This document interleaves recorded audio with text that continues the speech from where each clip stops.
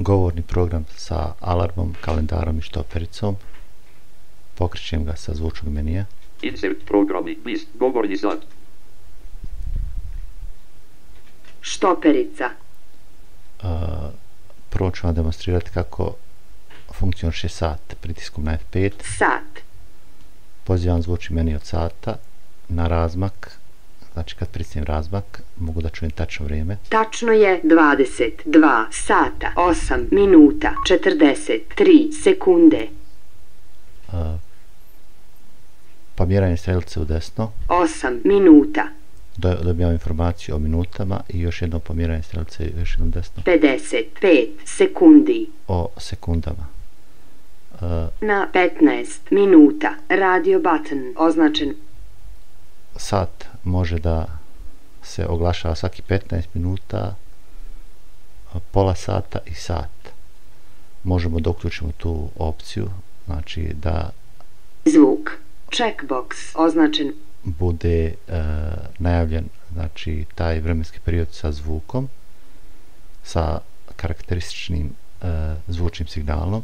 Govor, checkbox označen I da se najavi sa izgovorom tačnog vremena. 22 sata. Pritiskom na F6 alarm. Dobijamo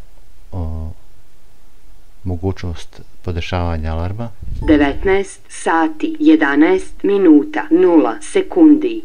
Znači alarm možemo da namjestimo u kom vremenskom periodu da nas obavijesti kada ga, znači, želimo da podesimo za aktiviranje. Štoperica. F8 dobijamo mogućnost da podešavamo štopericu. Start. Pritiskom na razmak možemo da uključimo štopericu. Stop.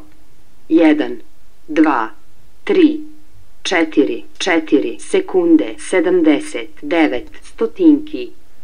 Znači, pored sekundi evidentira se i vrijeme u stotinkama. Za podešavanja mogu da se koriste sljedeće opcije. Minut kroz zvuk, checkbox označen Ili govor, checkbox označen. Znači, da li da nam govori sekunde ili da čujemo samo zvučni signal.